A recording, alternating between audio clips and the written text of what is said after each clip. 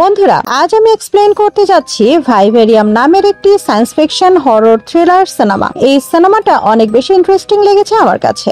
সিনেমাটির IMDb rating 5.8 star out of 10, আর এটা direct করেছেন লর্ড গান ফাইন। আশা করছি এই সিনেমাটার এক্সপ্লেনেশন আপনার অনেক ভালো লাগবে, তাই অতি দ্রুত লাইক কমেন্ট করে জানান আপনার কেমন লাগলো। আর হ্যাঁ, সাবস্ক্রাইব না করে যাবেন না প্লিজ। তো আর দেরি না করে চলুন এক্সপ্লেনেশন শুরু করি। সিনেমার একেবারে শুরুতেই আমরা কুকুবার্ড মানে কোকিল পাখির লাইফ সাইকেল দেখি। এখানে আমরা দেখি যে কোকিল বা কুকুবার্ড অন্য একটা পাখির নেস্টে ডিম পারে। যখন সেই ডিম ফুটে বেবি কোকিল বাইরে আসে, তখন সে নেস্টে থাকা অন্য সব ডিম আর বেবি বার্ড গুলোকে সেই নেস্ট থেকে বাইরে ফেলে দেয়, যাতে করে মাদার বার্ড যা খাবার আনবে সে একাই সেগুলো খেতে পারে। আর যখন সেই বেবি কুকুবার্ড বড় হয়, তখন সে সেই ফোস্টার মাদার মানে যেই মা পাখিটা ছোট্ট কুকুবার্ডকে ডিমে তা দিয়ে বের করলো এবং সাথে খাওয়ালো, তাকেই খেয়ে ফেলে। আর এই সিনটা সিনেমাটার সামনের কাহিনীর সাথে কেমন করে কানেক্টেড সেটা পরে বলছি। পরের সিনে আমরা একটা কাপল জেমা ও টমকে দেখি। তারা দুজনে একসাথে থাকার ব্যাপারে ডিসিশন নেয়। সেজন্য তারা মার্টিন নামে একটা স্টেট এজেন্টের সাথে দেখা করে। কিন্তু আমরা ভিউয়ার্সরা এটা বুঝতে পারি যে মার্টিন খুব উইয়ার্ড ভাবে কথা বলছে, তার মানে এখানে কোনো একটা ঝামেলা তো নিশ্চয়ই আছে। কিন্তু সিনেমা বলে কথা, নায়ক নায়িকা তারপরেও সে এজেন্টের সাথে বাসা দেখতে যেতে রাজি হয়ে যায়। তার কারণ হলো মার্টিন তাদের অনেক সস্তায় বাসা নিয়ে দিতে চায়। সিন শিফট হয় আর আমরা দেখতে পাই যে জেমা এবং টম মার্টিনের কার ফলো করতে করতে ইয়ন্ডার নামে একটা নিউলি ডেভেলপ সোসাইটিতে গিয়ে পৌঁছায়, যেখানে স্ট্রেঞ্জলি সব বাসা একই রকম দেখতে। শুধু তাই নয়, আকাশের মেঘগুলো প্রায় একই সাইজের, যেন কেউ ছবি এঁকে রেখেছে। যাই হোক, মার্টিন তাদের হাউস নাম্বার 9-এ নিয়ে যায়। মার্টিন টম আর জেমাকে সম্পূর্ণ বাসাটা দেখায়, এরপর তাদের ব্যাকইয়ার্ডে নিয়ে যায়, যেখানে তারা যখন সবকিছু দেখছিল সে সময় হঠাৎ পেছনে তাকিয়ে দেখে মার্টিন সেখান থেকে গায়েব হয়ে গেছে, একেবারে হাওয়ায় যেন মিলিয়ে গেছে। এজন্য জেমা ও টম কিছুটা টেনশনে পড়ে যায় এবং সেখান থেকে চলে যাওয়ার কথা চিন্তা করে। কিন্তু আগেই আপনাদের বলেছিলাম সেই সোসাইটির সবগুলো বাসা একই রকম দেখতে, তাই তারা সেই সোসাইটির ভেতরেই বারবার ঘুরপাক খেতে থাকে। তার মানে তারা রাস্তা হারিয়ে ফেলেছে আর কি। অনেকক্ষণ ড্রাইভ করার পর তারা ঘুরে ফিরে আবারও সেই হাউস নাম্বার 9-এর সামনেই চলে আসে। এর মাঝে তারা নিজেদের মোবাইল চেক করে, কিন্তু স্ট্রেঞ্জলি তাদের মোবাইলে কোনো নেটওয়ার্কই ছিল না। আর এভাবেই ঘুরতে ঘুরতে সেই সোসাইটিতেই রাত হয়ে যায়। মরার উপরে খাড়ার ঘায়ের মতো তাদের গাড়ির পেট্রোলও শেষ হয়ে যায়। এরপর আর কি করার, ইচ্ছে না থাকা সত্ত্বেও বাধ্য হয়ে জেমা এবং টম সেই হাউস নাম্বার 9-এই ঢুকে পড়ে। এখানে ফ্রিজের ভেতরে তারা স্ট্রবেরি আর ওয়াইন দেখতে পায়। সারাদিন না খাওয়া ছিল, তাই বাধ্য হয়েই তারা সেগুলো খাওয়া শুরু করে। কিন্তু সারপ্রাইজিংলি স্ট্রবেরি আর ওয়াইন একেবারেই টেস্টলেস ছিল, কেন এগুলো কোনো রিয়েল খাবার না, কোনো আর্টিফিশিয়াল খাবার। এরপর তারা সেই রাতটা কোনো মতে কাটিয়ে দেয়, এই আশায় যে হয়তো পরের দিন মার্টিন আসবে এবং তারা এই অভিশপ্ত কলোনি থেকে বের হবে। কিন্তু মার্টিন পরের দিনও না আসায় তারা সূর্যের ডিরেকশন ফলো করে পায়ে হেঁটে এখান থেকে বের হওয়ার চেষ্টা করে। কিন্তু দিন শেষে তারা ঘুরে ফিরে আবারও সেই হাউস নাম্বার 9-এর সামনেই চলে আসে। এবার যখন ওরা হাউস নাম্বার 9-এর সামনে আসে, তখন তারা দেখতে পায় বাসার সামনে অনেকগুলো খাবারের সাথে দরকারি অন্যান্য অনেক জিনিস রাখা ছিল। এটা অনেক আজব একটা ব্যাপার, যেন মনে হচ্ছে কেউ চাতে যাতে করে ওরা এই বাসাতেই থাকুক। আর এটা দেখে টম হাউস নাম্বার 9-এ আগুন লাগিয়ে দেয়, যাতে করে সেই আগুন দেখে পুলিশ বা অন্য কেউ তাদের কাছে আসবে আর তাদের উদ্ধার করে নিয়ে যাবে। কিন্তু সম্পূর্ণ বাসাটা দাও দাও করে আগুনে জ্বলতে থাকার পরেও কেউ তাদের উদ্ধার করতে আসে না। এভাবে অনেক রাত হয়ে গেলে টম এবং জেমা ঘুমিয়ে পড়ে। পরের দিন সকালে যখন টম এবং জেমার চোখ খুলে, তখন তারা একেবারেই শকড হয়ে যায়, কারণ হাউস নাম্বার 9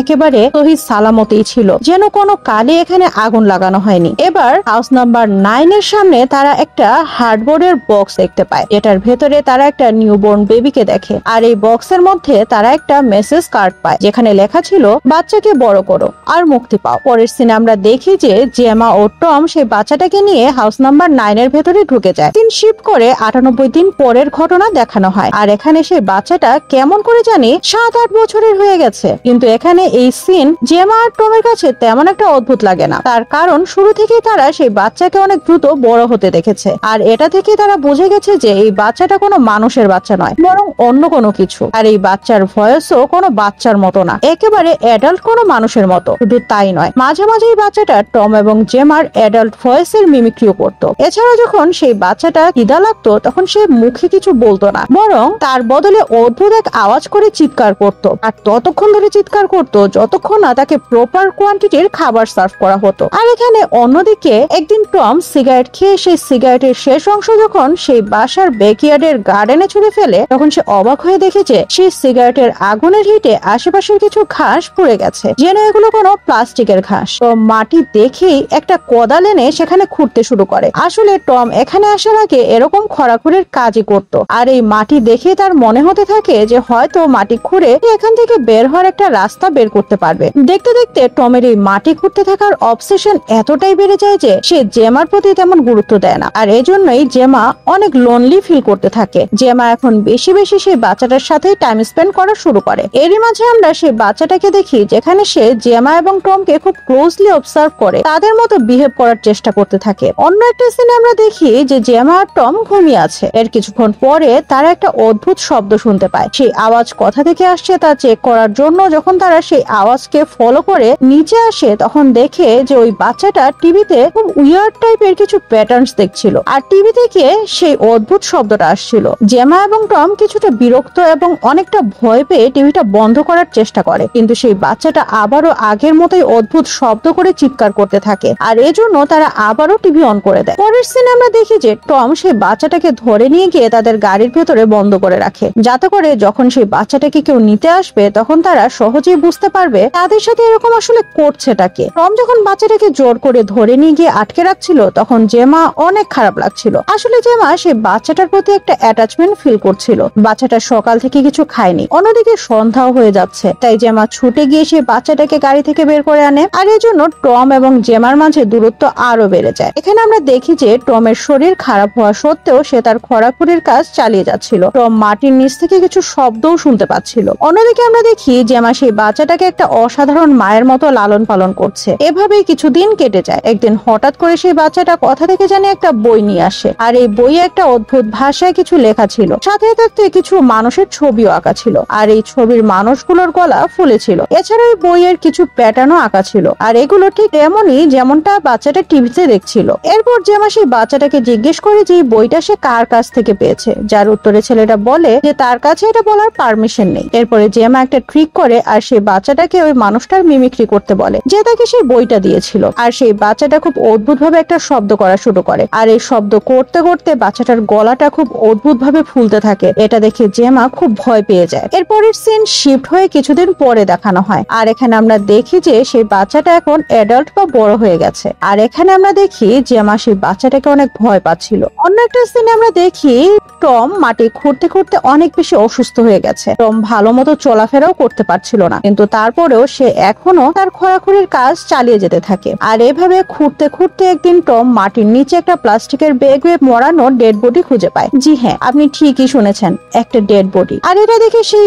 গর্তটা থেকে বের হয়ে হেল্পের জন্য জেমাকে ডাকতে থাকে টম। এরপরে জেমা সেখানে এসে তাকে বাসার ভেতরে নিয়ে যাওয়ার চেষ্টা করে, কিন্তু সেই ছেলেটা বাসার দরজাটাই আর খুলছিল না, আর এই জন্যই জেমা এবং টম সেই রাতটা তাদের গাড়িতেই কাটিয়ে দেয়। পরের দিন সকালে উঠে জেমা সেই ছেলেটার কাছে গিয়ে টমের জন্য সাহায্য চায়, কিন্তু সেই ছেলেটা অদ্ভুত ভাবে বলে যে এখন টমকে স্বাধীন করে দেওয়ার মতো সময় চলে এসেছে, আর এটা বলে সেই ছেলেটা সেখান থেকে চলে যায়। এরপর টম ও জেমা বাধ্য হয়ে না খেয়ে সারাটা দিন বাসার বাইরে বসে থাকে। সেদিন রাত গভীর হতে হতেই টম মারা যায়। পরের সিনে আমরা দেখি যে সেই ছেলেটা ফেরার সময় হাতে করে একটা প্লাস্টিক ব্যাগ নিয়ে আসে। আসলে এই ব্যাগগুলো হলো ডেড বডি ডিসপোজ বা ক্যারি করার জন্য। এই ব্যাগের ভেতরে সে টমের বডিটা ঢুকিয়ে সেই গর্তটার ভেতরেই ফেলে দেয়, যেটা এতদিন ধরে টম খুঁড়ছিল। আমরা ভিউয়াররা বুঝতে পারি যে এই কাজটা এখানে অবশ্যই ফার্স্ট টাইম হচ্ছিল না, কেননা আমরা আগেই দেখেছিলাম এই গর্তের ভেতরে আরো একটা ডেড বডি টম খুঁজে পেয়েছিল। তার মানে এই ঘটনাটা আগে থেকেই বারবার রিপিট হচ্ছিল। এরপরের সিনে আমরা দেখি যে তারপরেও ছেলেটা জেমাকে কিছু খেতে দিচ্ছিল না, আর বাসার ভেতরেও ঢুকতে দিচ্ছিল না। এই পর্যায়ে জেমা একেবারে মেন্টালি অনেক বেশি ডিস্টার্ব হয়ে যায়। তাই পরের দিন সকালে সে একটা কোদাল দিয়ে এই ছেলেটাকে মারার জন্য তার পেছনে ছুটতে থাকে। আর এখানে আমরা দেখি যে সেই ছেলেটা একটা ক্রিয়েচারের মতো পালানোর চেষ্টা করে। সে ফুটপাতকে উপরে তুলে তার ভেতরে চলে যায়। এটা অবশ্যই অনেক বেশি অদ্ভুত একটা ব্যাপার। জেমাও সেই ছেলেটার পেছন পেছন সেই ফুটপাতের ভেতরের গর্তটার ভেতরে ঢুকে পড়ে। আর এখানে এসে জেমার অদ্ভুত রকমের একটা ফিলিং হয়। তার কাছে মনে হতে থাকে যেন সে অন্য একটা দুনিয়াতে চলে এসেছে। এখানে সে তার নিজের মতো অনেকগুলো ফেসে যাওয়া কাপলকে দেখতে পায়। আর এখানে ঘুরতে ঘুরতে সে আবারও তার সেই হাউস নাম্বার 9 এর ভেতরে চলে আসে। আমরা দেখি জেমা অনেক বেশি দুর্বল হয়ে গেছে বলে আর হাঁটতে পারছিল না, তাই সে পড়ে যায় এবং সে চিন্তা করতে থাকে থাকে এখানে কোন ঝামেলার মধ্যে ফেসে গেছে সে। অন্যদিকে আমরা দেখতে পাই সেই ছেলেটা হাউস নাম্বার 9 থেকে টম এবং জেমার প্রত্যেকটা চিহ্ন মুছে ফেলতে থাকে। এসব দেখে আমরা বুঝি যে টম এবং জেমারা সর্বমোট 220 দিন এই বাসাটার মধ্যে ছিল, যার মানে প্রায় 8 মাসের কাছাকাছি। পরের সিনে আমরা দেখি সেই ছেলেটা জেমাকে বলে, তুমি একজন মা আর তোমার কাজ হলো বাচ্চাদের দেখাশোনা করা। এই দুনিয়ার জন্য বাচ্চাদের তৈরি করাই তোমার কাজ। আর একবার যখন মা এই কাজটা করে ফেলে তারপরে তার সব কাজ শেষ হয়ে যায় এবং সে মারা যায়। এটা বলতে বলতে সেই ছেলেটা জেমাকে আরেকটা প্লাস্টিক ব্যাগের ভেতরে প্যাক করে ফেলে। সাফোকেশনের জন্য এখানেই জেমাও মারা যায়। সেই ছেলেটা জেমার ডেড বডিটাও টমের সাথে আগের মতোই সে গর্তের ভেতরে ফেলে দেয় এবং মাটি দিয়ে গর্তটা ফিল করে দেওয়ার সাথে সাথে হঠাৎ করে ঘাস দিয়ে সেই জায়গাটা ভরাট হয়ে যায়, মানে একেবারে আগের পর্যায়ে চলে গেছে। পরের সিনে আমরা দেখি সেই ছেলেটা জেমার কারে পেট্রোল ঢুকিয়ে মার্টিনের অফিসে আসে। এখানে আমরা দেখতে পাই মার্টিন একেবারে বৃদ্ধ হয়ে গেছে। সেই ছেলেটা মার্টিনের নেম বেসটা খুলে তার নিজের শার্টে আটকে নেয়। এর কিছুক্ষণ পরে সেই বৃদ্ধ মার্টিন মারা যায় এবং এখানে সেই ছেলেটা নতুন মার্টিন হয়ে ওঠে। সেই ছেলেটা বৃদ্ধ মার্টিনের ডেড বডিটা একটা প্লাস্টিক ব্যাগে ঢুকিয়ে একটা ড্রয়ারের ভেতরে রেখে দেয়। আর আমরা নতুন মার্টিনকে বৃদ্ধ মার্টিনের বডিতে একটা রিসিট লাগাতে দেখি, যেখানে সে 8899 নাম্বার লিখে দেয়। এরপরে নতুন মার্টিন পুরাতন মার্টিনের জায়গা নিয়ে নেয়। আমরা দেখতে পাই সেই অফিসে একটা নতুন কাপল বাসা খোঁজার উদ্দেশ্যে আসে আর এর সাথে ভাইভেরিয়াম সিনেমাটা শেষ হয়ে যায়। ভাইভেরিয়াম মানে হলো পশু পাখির ঘর বা নেস্ট, যার অর্থ এমন একটা সেমি ন্যাচারাল এনভায়রনমেন্ট যেখানে পশু পাখিদের রেখে এক্সপেরিমেন্ট করা হয়। এখানে আপনাদের হয়তো মনে হবে যে এই সিনেমাটায় তো আসলে কোনো অ্যানিমেল নেই, তাহলে সিনেমার নাম ভাইভেরিয়াম কেন? আসলে এখানে কোনো অ্যানিমেল নয়, বরং হিউম্যানসদের একটা সেমি ন্যাচারাল এনভায়রনমেন্টে রেখে তাদের লাইফস্টাইলের উপরে এক্সপেরিমেন্ট করা হচ্ছিল। আর স্টাডি আসলে করছিল এলিয়েন্সরা। এখানে যে ছোট বাচ্চাটাকে দেখানো হয়েছে সে আসলে কোনো মানুষের বাচ্চা নয়, বরং এলিয়েন ছিল। এখানে টিভিতে দেখানো সব প্যাটার্নস এবং সেই বইটার সাহায্যে সে এলিয়েন ল্যাঙ্গুয়েজ শিখছিল। পাশাপাশি জেমা এবং টমের সাথে থেকে সে হিউম্যান নেচারও শিখছিল, একেবারে কোকিল পাখির মতো। যেমন আসলে কোকিল বা কুকুবার্ড অন্য পাখির বাসায় এসে ডিম পেড়ে দিয়ে যেত, আর যখন সেই ডিম ফুটে বাচ্চা বের হতো তখন সে অন্যান্য বাচ্চাদের বা ডিমগুলোকে ফেলে দিত, সাথে সেই মাটা যে তার দেখাশোনা করতো তাকেও খেয়ে ফেলতো। আর এখানেও সেই বাচ্চাটার যখন স্টাডি শেষ হয়ে যায়, মানে তার অবজারভেশন শেষ হয়ে যায়, তখন সে জেমা এবং টমকে মেরে ফেলে। সেই গর্তটার ভেতরে অলরেডি একটা ডেড বডি ছিল, তার মানে এই সাইকেলটা অনেক আগে থেকেই চলছিল। এরপর সেই ছেলেটা বৃদ্ধ মার্টিনের জায়গা নিয়ে নেয়, যে কিনা হয়তো নিজেও একটা এলিয়েন ছিল। এখন তার লাইফ সাইকেল পূরণ হয়ে গিয়েছিল।